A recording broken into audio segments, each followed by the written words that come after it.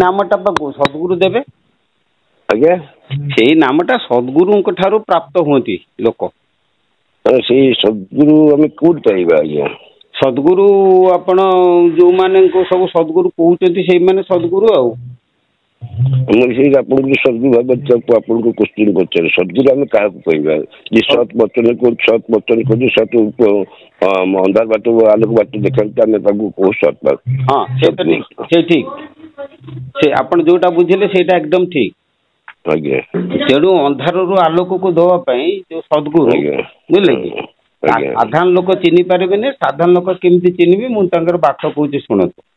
आपण घरे जनकर कि आपण बंधु बांधव कि गाँव जनकर रोग है बुझे आपण से रोग को भल करने कटक डाक्तर पाखक जी आपण कौन जानते कि कौ डाक्तर भल कि मंद तेणु आपण कौन करेंगे ना गाँव में पचारे दी पांच लोक भर जड़े लोक कह जे यही रोग मु अमुक डाक्तर पाखक जाइए मोर भल है तमें जा तेणु ताकू विश्वास करके जाते ना ना ठीक से ही जे भक्त मान मुखर शुणे जहाँ को सद्गुरु बोली कहुच्च पाखक गले आप सद्गुरु संधान पाइबे जदि आपण भावुं जे बहुत लोग आजिकल तो डुप्लिकेट धंदा सब कर तेणु सद्गुरु पाइबापे जी आपको प्राणायाम सूत्र बतई पारे जी आमको प्राणायाम सूत्र आपन को गुरु तत्व देवे से हूँ सद्गुरु मो मोटामोटी उपर तेणु आमर सद्गुरुंकर लक्षण श्रीमद भगवत गीतार अच्छी द्वितीय अध्याय चित्त प्रज्ञा से का भाषा समाधि तके सब चित अधिकिंग प्रभाषेत किमासीत व्रजेत किम कि प्रकार चालीचलन खाती केमती रहती केमती एगुड़ाक लक्षण गुड़िक किए से अर्जुन पचार भगवान को भगवान तार उत्तर देइछन्ति आउ लक्षण गुड़िक जहाँ प्रतिफलन हम ताकू ही आम सद्गुरु बोली कहवा तेणु गोटे कथा अच्छे आप सद्गुरु देखु जो आगे कथा आज्ञा जो कहते ब्रह्म बोली हाँ ब्रह्म आत्मा आत्मा ब्रह्म एका कथा तो ये ब्रह्म दर्शन आजकल जगत कई करना आज्ञा ना शुणु ब्रह्म को कई दर्शन करें मो कथा कारण बुझौची आपणकर रक्त गोटे मेलेरिया जीवाणु अच्छी से मेलेरिया जीवाणु को कहले पृथ्वी रे को लोकटा दर्शन कर स्वचक्षु माइक्रोस्कोप बिना आपण कसिंद काले दर्शन करें ब्रह्म तो रूप मनटा भारी चंचल मु आज्ञा कथाटा कहूँ शुणु जे आपणकर माइक्रोस्कोप बिना मेलेरिया जीवाणु कसिमिका आमे दर्शन करेंगे खाली आखिर देखिए से प्रकार ब्रह्म को दर्शन करने माइक्रोस्कोप हूँ आपंकर दिव्य दृष्टि दिव्य दृष्टि बिना आपंकर ब्रह्म दर्शन करें प्रथम आपंकर दिव्य दृष्टि खोलू दिव्य दृष्टि खोलिया प्रथम आपंकर मन स्थिर हवा दरकार शोधन हवा दरकार प्रकृति विनाश हवा दरकार पूर्व सब एगुड़ा करने पड़ो आप गोटे घर करेंगे पूर्व इटा आनिबे सीमेंट आनिबे बाली आनिबे आपनकर ब्रह्म को दर्शन करने आपनकर जो प्रिलिमिनारी काम चित्त शोधन करवा मन को स्थिर करवा आउ कुप्रकृति विनाश करेंगे यही सब कर्म गुड़ाक सारा पर शेष बेले सी जा दर्शन देवे आज्ञा जी जड़े व्यक्ति को ब्रह्म दर्शन कर स्वचक्षु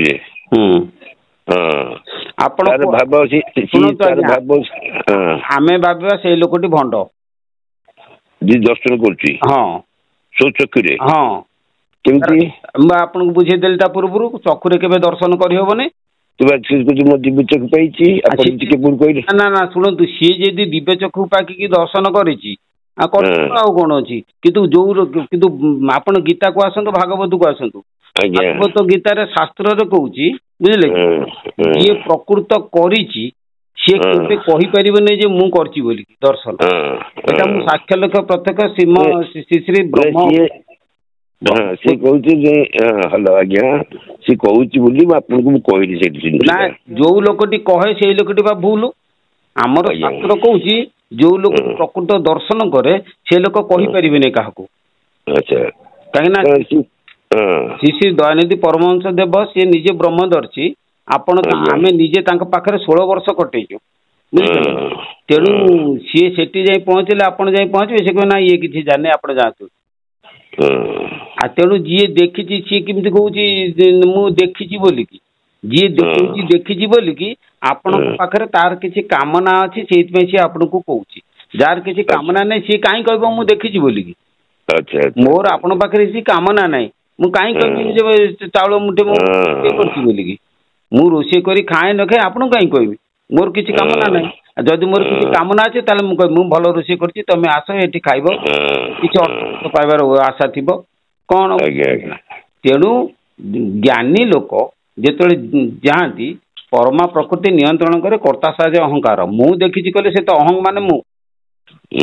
ताने सी देखिछि माने तर अहंग भाव रही तेणु गोटे कथा शुणु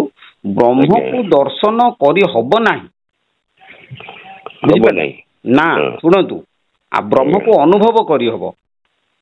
चक्षु मुख नासाकन जिहा चर्म ये पांचटी होची इंद्रिय इंद्रिय अनुभूतिटा ब्रह्म दर्शन नुहे इंद्रियातीत अनुभूति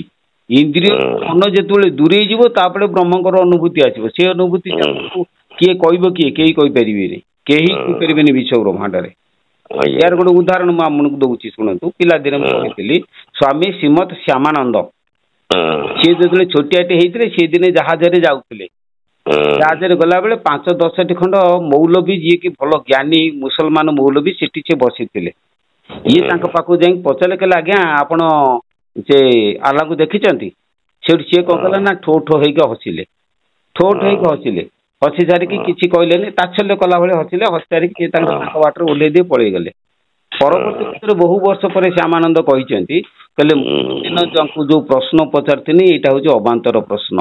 आज को बुझुची तांको जो प्रश्न पचारथिनी से प्रश्नटा होची अबांतर कारण ब्रह्म को केबे दर्शन करिवे ना अनुभव करिवे कम बुझी पेले ना तेणु आउ गोटे कथा होची हमर श्री दयानंद परमदेव कहले ब्रह्म काहाकू कहती सुख ही ब्रह्म अटे बाबू सेतिर होइले जानिबू विमल ज्योति उठे फुटी अज्ञान हरे ज्ञान दुषी आपण को जेतेबेले ज्ञान कथा गुड़िक दृश्य हब कौन बोले से जानवे आपणकर ब्रह्म आड़ को आप गति कले ब्रह्म होती स्वयं ज्ञान पुरुष होती स्वयं ज्ञान पुरुष ज्ञान बोलिकी श्रीमद भागवत रे डायरेक्ट श्लोक अच्छी तेणु आपणकर ज्ञान हो गला आपणकर दर्शन हो गला आ ब्रह्म बोली गोटे वस्तु नुहे आम देखिमु ब्रह्म तो चाहिए ब्रह्म तो वस्तु नुहे आज्ञा जोटा ठीक कि ब्रह्म तो वस्तु नुहे वस्तु आस दर्शन कले केमी मत कहूना ज्योति स्वरूप बिंदु स्वरूप ना ना बिंदु स्वरूप सी विसर्ग बिंदु नुहति से बिंदु स्वरूप शुणु ब्रह्म तो चारिआडे विपिर निराकार बिंदु साकार हो निराकार ज्योति स्वरूप देखा जाए ज्योतिटा साकार बा ज्योति साकार शून्य देखा जाती शून्य देखा जीव केमिति आपण ज्ञान जमी अर्जुन आपन को कृष्ण जमी ज्ञान चक्षु जरबारू विश्व देखिए से जो ज्ञान चक्षु जीव चक्षु देवे शिव सिंह ज्ञान चक्षु ब्रह्म देखी हम सी देखी मुझे बुझिपारे ना सी तार किए मुझे मो मतरे ब्रह्म को देखिए ना ज्योति दर्शन जो कहते आत्मज्योति प्रतिफलन हम से अलग कथा आम ठाकुर श्री दयानंद परमदेव कहले चक्षु मराई हस्त कणे बोलती देखी नहेने एभली प्रकार ठक भंड हाबड़े तुम के पड़ना आम गुरु कहले तेणु गोटे कथा हूँ ठक ठक करी माला ठकी जीवरे ठक गुरु ठकी देले ठिकी जीवरे बहुत लोग आप शुणु गोटे एपिसोड जड़े भद्रलोक मत कहले मत जड़े मो गुरु मत अ को हाथ मारी देखे तुम देखे पार मुझे ना भंडौच कहीं मुझे ना ना मु भंडौची कि तुम भंडारे पड़च भविष्य से समय कह बहुत तांत्रिक अच्छा बहुत भंड अच्छा बहुत कहते देखी तेणु सेगुड़ाक मोर विश्वास ना आप विश्वास कर ब्रह्म को केवे देखिए ना जी कौन देखी सी हूँ भंड आज्ञा अर्थ कौन माने अर्थ हूँ आत्मज्ञान अर्थ हूँ जो विश्व जो गोटे रूप आप दर्शन करेंगे विश्वर रहस्य ज्ञात हेबे सबू ब्रह्मांड मत आप कहते हाँ ब्रह्मांड तो जहाँ पिंड से ଆପଣ ଶୁଣନ୍ତୁ ସେ ଗୋଟେ ପିଲାଟେ ଯାଇଥିଲା ସେତେବେଳେ ତା ବାପାଙ୍କ କଥା ମାନିକିରି ଯାଇଥିଲା କୋଉଠିକି ନା ଗୁରୁକୁଳ ଆଶ୍ରମରେ ଶିକ୍ଷା ଲାଭ କରିବା ପାଇଁ। ଶିକ୍ଷା ଲାଭ କରିକି ଆସି ସାରିଲା ପରେ ସେଠୁ ତା ବାପା ପଚାରିଲେ ବତ୍ସ କସ୍ମିନ୍ ଜ୍ଞାତେ ସର୍ବମେବ ବିଜ୍ଞନ୍ତମ ଭବତି, କଣ ଜାଣିଲେ ସବୁ କଥା ଜଣା ପଡିଯିବ। ସେଠୁ ପୁଅ କହୁଛି ଯେ ପିତା ଭଗବାନ ପ୍ରଶ୍ନ ଅସିଧ, ତମ ପ୍ରଶ୍ନଟା ଠିକ ନୁହେଁ, ଏମିତି କୋଉଠି ଜ୍ଞାନ ନାହିଁ ଯାହାକୁ ଜାଣିଲେ ସବୁ ଜଣା ପଡିଯିବ। ସେଠୁ ତା ବାପା କହିଲା ଦୂର ମୋ ଅପସର, ମୋ ଘରୁ ତୁ ପଳା, ତୋର ପାଠ ଶିକ୍ଷା ହେଇନି। ବାପା ମାନୁଥିଲେ ସେତେବେଳେ, କାନ୍ଦି କାନ୍ଦି ଯାଇ ଗୁରୁଙ୍କ ପାଖରେ ପହଞ୍ଚିଲା। ଗୁରୁଙ୍କୁ ସେ କହିଲା ଆଜ୍ଞା ବାପା ମତେ ଏଇ ପ୍ରଶ୍ନ ପଚାରିଲେ, ମୁଁ କହିଲି ନା ଆପଣଙ୍କ ପ୍ରଶ୍ନ ଠିକ ନୁହେଁ। ସିଏ କହିଲେ ନା ତୋ ଗୁରୁ ତୋତେ ଶିକ୍ଷା ଠିକ ଦେଇନି, କିନ୍ତୁ ବିପରୀତରେ ଆପଣ ମତେ କହିଥିଲେ ଯେ ମୁଁ ସବୁ ଶିକ୍ଷା ଦେଇଛି, ଏଇଟା ତ କାହିଁ କିଛି ଶିକ୍ଷା ମତେ ଦେଇନାହାନ୍ତି। ସେଠୁ ଗୁରୁ ବାଛିଲେ, କଣ କହିଲେ ନା ତୋର ଟିକେ ଅହଙ୍କାର ଅଛି ତ ସେ ଜ୍ଞାନ ତତେ ଦିଆଯାଇ ପାରିବନି। କଣ ବୁଝିପାରିଲେ? ତେଣୁ ଏମିତି ଜ୍ଞାନ ଅଛି ଜଗତରେ ଯାହାକୁ ଜାଣିଲେ ସବୁ ଜଣା ପଡିଯିବ। ଶ୍ରୀ ମହେନ୍ଦ୍ର ମିଶ୍ର କହିଲେ ଯାହା ଲାଭ କଲେ ତୁ ପାଇବୁ, ଅନ୍ୟ ଲାଭେ ତୋର ମନ, ଆଉ ନ ବଳିବ ଆଗେ ଗୁରୁ ପଦେ କର ତୁ ମୋତେ ବରଣ।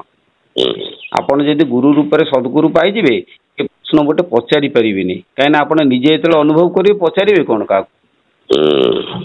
ସେଇଥିପାଇଁ ମୁଁ କହୁଛି ଯୋଉ ଲୋକକୁ ଦେଖିଛି ବୋଲି କି ସେ ଲୋକ କିଛି ଶୁଣି ନାହିଁ ତାର ଭିତରେ। ଗୀତା ଯିଏ କହୁଛନ୍ତି ଶୁଣନ୍ତୁ, ଯିଏ ଶରୀରାର୍ଥ ଜ୍ଞାନ ଯୋଉମାନଙ୍କର ପରିପକ୍ୱ ହେଇଯାଇଛି, ଶରୀର ଭିତରେ ଯୋଉ କଥାକୁ ଯିଏ ଆପଣଙ୍କୁ ବୁଝେଇ ଦେଇ ପାଇଲା, ଶରୀର ଭିତରେ ଯୋଉ ଆତ୍ମା ପରମାତ୍ମା ଖେଳୁଛନ୍ତି ତାଙ୍କ ବିଷୟରେ ଯିଏ ବୁଝେଇ ଦେଇ ପାଇଲା ସେଇ ସଦ୍ଗୁରୁ। ଆଜ୍ଞା ରହୁଛି ଆଜ୍ଞା।